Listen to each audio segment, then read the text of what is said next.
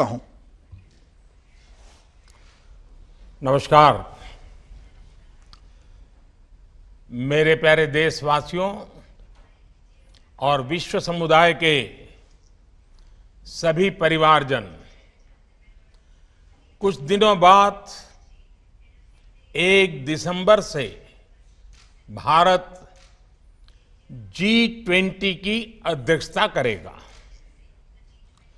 भारत के लिए एक ऐतिहासिक अवसर है।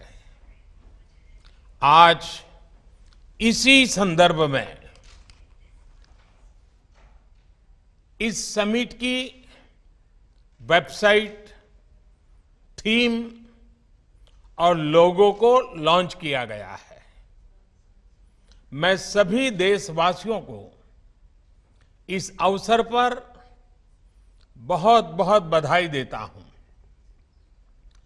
साथियों, G20 ऐसे देशों का समूह है जिनका आर्थिक सामर्थ्य विश्व की 85% जीडीपी का प्रतिनिधित्व करता है। G20 उन 20 देशों का समूह है जो विश्व के 75% व्यापार का प्रतिनिधित्व करते हैं। G20 उन 20 देशों का समूह है जिसमें विश्व की 2/3 जनसंख्या समाहित है। और भारत अब इस G20 समूह का नेतृत्व करने जा रहा है, इसकी अध्यक्षता करने जा रहा है। आप कल्पना कर सकते हैं कि आजादी के अमृतकाल में देश के सामने ये कितना बड़ा अवसर आया है। ये हर भारतवासी के लिए गर्व की बात है, उसका गौरव बढ़ाने वाली बात है। और मुझे खुशी है कि G20 समिट को लेकर भारत में होने जा रहे इससे जुड़े आयोजनों को लेकर उत्सुकता और सक्रियता लगातार बढ़ रही है। आज जो ये लोगो लॉन्च हुआ है, उसके निर्माण में भी देशवासियों की बड़ी भूमिका रही है।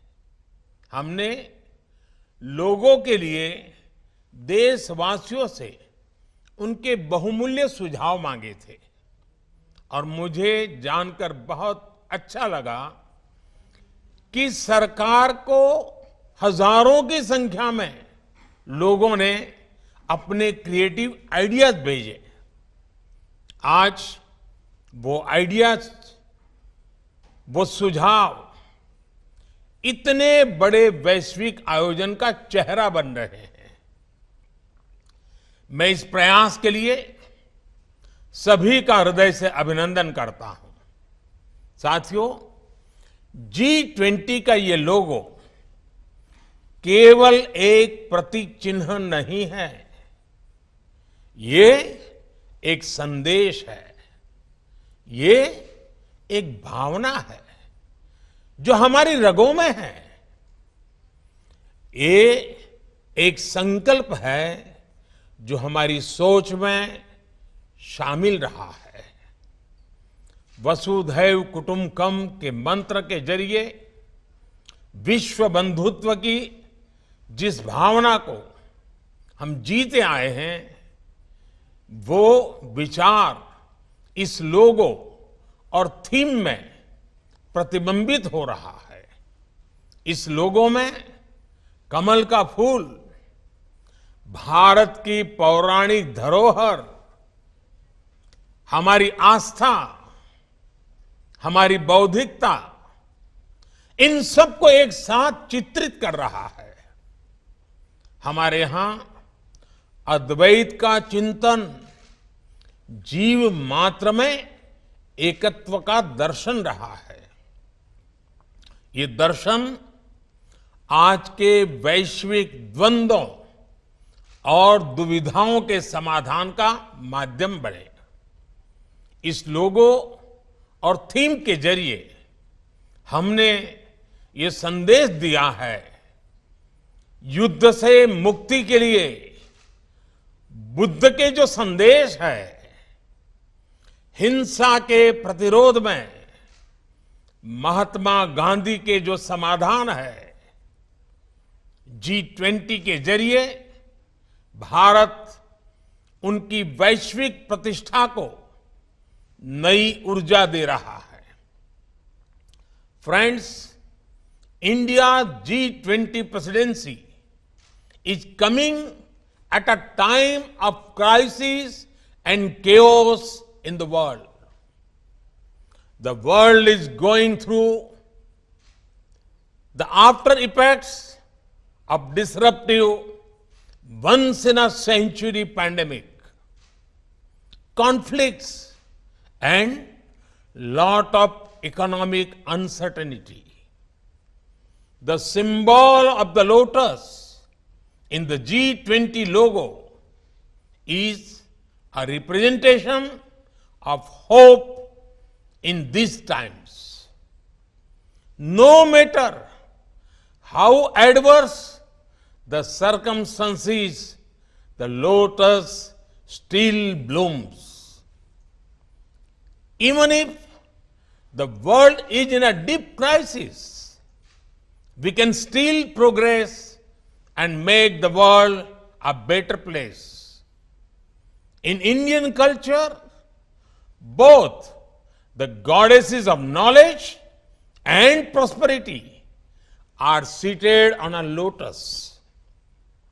This is what the world needs most today. Shared knowledge that helps us overcome our circumstances, and shared prosperity that reaches the last person at the last mile.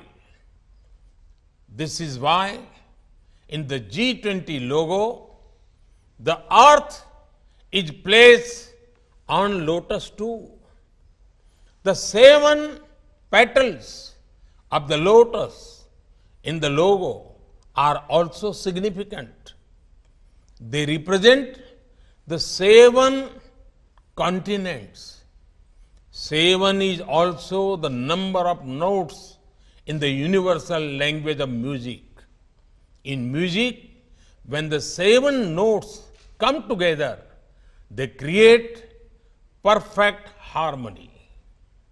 But each note has its own uniqueness. Similarly, G20 aims to bring the world together in harmony while respecting diversity. साथियों, ये बात सही है कि दुनिया में जब भी G20 जैसे बड़े प्लेटफॉर्म का कोई सम्मेलन होता है तो उसके अपने डिप्लोमेटिक और जियोपॉलिटिकल मायने होते ही हैं। ये स्वाभाविक भी है, लेकिन भारत के लिए ये समिट केवल एक डिप्लोमेटिक मीटिंग नहीं है। भारत इसे अपने लिए एक नई जिम्मेदारी के रूप में देखता है। भारत इसे अपने प्रति दुनिया के विश्वास के रूप में देखता है। आज विश्व में भारत को जानने की, भारत को समझने की एक अभूतपूर्व जिज्ञासा है। आज भारत का नए आलोक में अध्ययन किया जा रहा है। हमारी वर्तमान की सफलताओं का आकलन किया जा रहा है। हमारे भविष्य को लेकर अभूतपूर्व आशाएं प्रकट की जा रही हैं। ऐसे में ये हम देशवासियों की जिम्मेदारी है कि हम इन आशाओं, अपेक्षाओं से कहीं ज्यादा बेहतर करके दिखाएं। यह हमारी जिम्मेदारी है कि हम भारत की सोच और सामर्थ्य से, भारत की संस्कृति और समाज शक्ति से विश्व को परिचित कराएं। ये हमारा दायित्व है कि हम अपनी हजारों वर्ष पुरानी संस्कृति की बौद्धिकता और उसमें समाहित आधुनिकता से विश्व का ज्ञानवर्धन करें।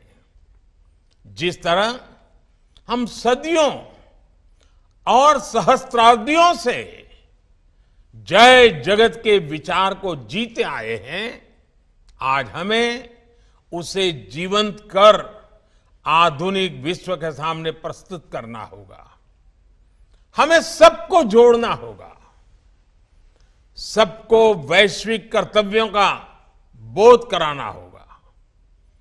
विश्व के भविष्य में उनकी अपनी भागीदारी के लिए जागृत करना होगा, प्रेरित करना होगा। साथियों, आज जब भारत G20 की अध्यक्षता करने जा रहा है, तो ये आयोजन हमारे लिए 130 करोड़ भारतीयों की शक्ति और सामर्थ्य का प्रतिनिधित्व है।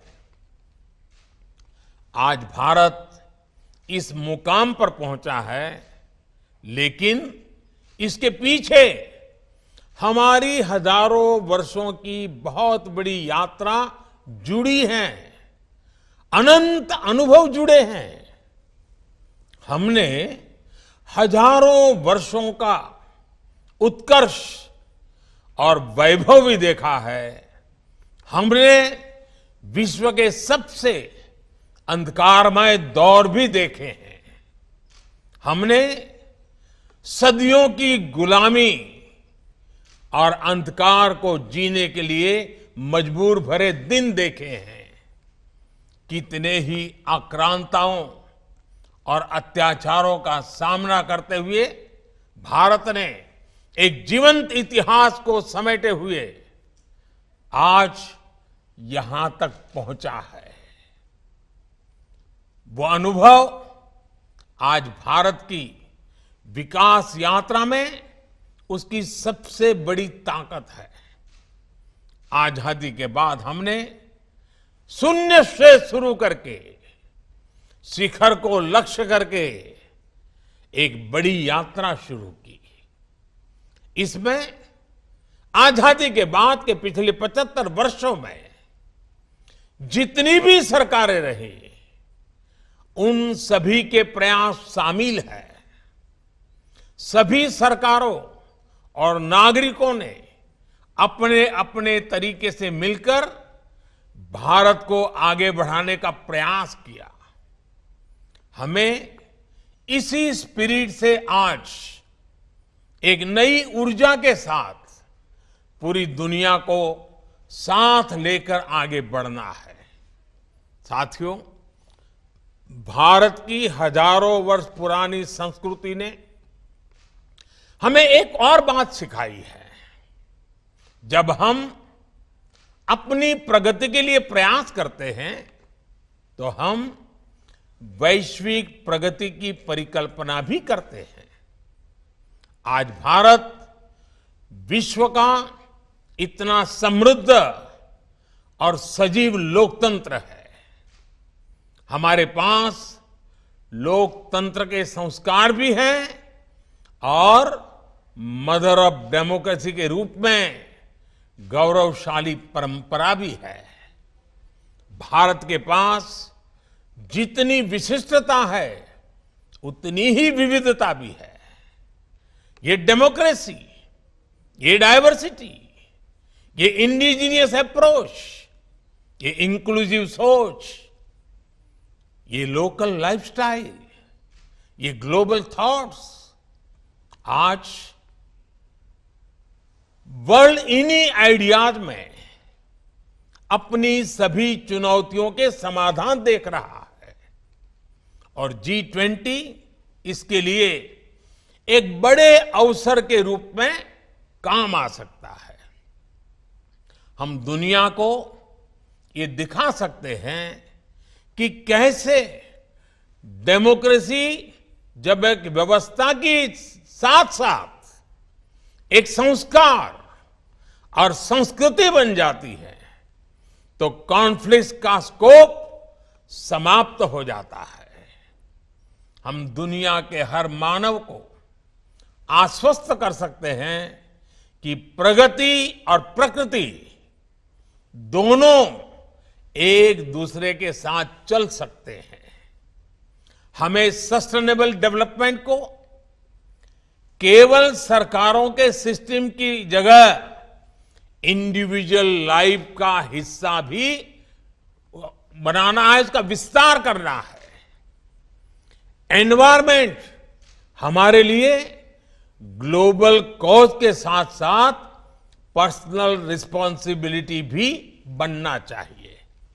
साथियों, आज विश्व इलाज की जगह आरोग्य की तलाश कर रहा है। हमारा आयुर्वेद, हमारा योग, जिसे लेकर दुनिया में एक नया विश्वास और उत्साह है, हम उसके विस्तार के लिए एक वैश्विक व्यवस्था बना सकते हैं। अगले साल विश्व इंटरनेशनल ईयर ऑफ मिलेट्स मनाने जा रहा है, लेकिन हम तो सदियों से अनेकों मोटे अनाज को अपने घर की रसोई में जगह दिए हुए हैं। साथियों, कई क्षेत्रों में भारत की उपलब्धियां ऐसी हैं जो विश्व के अन्य देशों के भी काम आ सकती हैं। उदाहरण के तौर पर भारत ने डिजिटल टेक्नोलॉजीज का उपयोग जिस तरह विकास के लिए किया है, इंक्लूजन के लिए किया है, भ्रष्टाचार मिटाने के लिए किया है, ईज ऑफ डूइंग बिजनेस और ease of doing governance, ease of living बढ़ाने के लिए किया है, ये सभी विकासशील देशों के लिए मॉडल्स हैं, टेम्पलेट्स हैं। इसी तरह आज भारत विमेन एम्पावरमेंट में उसमें बढ़कर विमेन लेड डेवलपमेंट में प्रगति कर रहा है। हमारे जनधन अकाउंट्स और मुद्रा जैसी योजनाओं ने महिलाओं के फाइनेंशियल इंक्लूजन को सुनिश्चित किया है। ऐसे ही विभिन्न क्षेत्रों में हमारा अनुभव विश्व की बड़ी मदद कर सकता है और G20 में भारत की अध्यक्षता इन सब सफल अभियानों को विश्व तक ले जाने का एक अहम माध्यम बनकर आ रही है। साथियों, आज का विश्व सामूहिक नेतृत्व की तरफ बहुत आशा से देख रहा है, चाहे वो G7 हो, G77 हो या फिर UNGA हो। इस माहौल में G20 के प्रेसिडेंट के तौर पर भारत की भूमिका बहुत अहम है। भारत एक और विकसित देशों में से घनिष्ठ रिश्ते रखता है और साथ ही विकासशील देशों के दृष्टिकोण को भी अच्छी तरह से समझता है, उनकी अभिव्यक्ति करता है। इसी आधार पर हम अपनी G20 अध्यक्षता की रूपरेखा ग्लोबल साउथ के उन सभी मित्रों के साथ मिलकर बनाएंगे जो विकास के पथ पर दशकों से भारत के सहयात्री रहे हैं। हमारा प्रयास रहेगा कि विश्व में कोई भी विश्व में कोई भी फर्स्ट वर्ल्ड या थर्ड वर्ल्ड, फर्स्ट वर्ल्ड या थर्ड वर्ल्ड न हो, बल्कि केवल केवल वन वर्ल्ड हो। भारत पूरे विश्व को एक कॉमन ऑब्जेक्टिव के लिए, एक बेहतर भविष्य के लिए साथ लाने के विजन पर काम कर रहा है। भारत ने वन सन, वन वर्ल्ड, वन ग्रिड के मंत्र के साथ विश्व में रिन्यूएबल एनर्जी रिवॉल्यूशन का आह्वान किया है। भारत ने वन अर्थ, वन हेल्थ इस मंत्र के साथ ग्लोबल हेल्थ को मजबूत करने का अभियान चलाया है। और अब G20 में भी हमारा मंत्र है one earth, one family, one future. Bharat के यही विचार, यही संस्कार विश्व कल्याण का मार्ग प्रशस्त करते हैं। साथियों, आज मेरा देश की सभी राज्य सरकारों, सभी राजनीतिक दलों से भी एक आग्रह है। ये आयोजन सिर्फ केंद्र सरकार का नहीं है, ये आयोजन हम भारतीयों का आयोजन है। G20 हमारे लिए अतिथि देवो भव की अपनी परंपरा के दर्शन करवाने का भी एक बड़ा अवसर है। ये G20 से जुड़े आयोजन केवल दिल्ली या कुछ जगहों तक ही सीमित नहीं रहेंगे।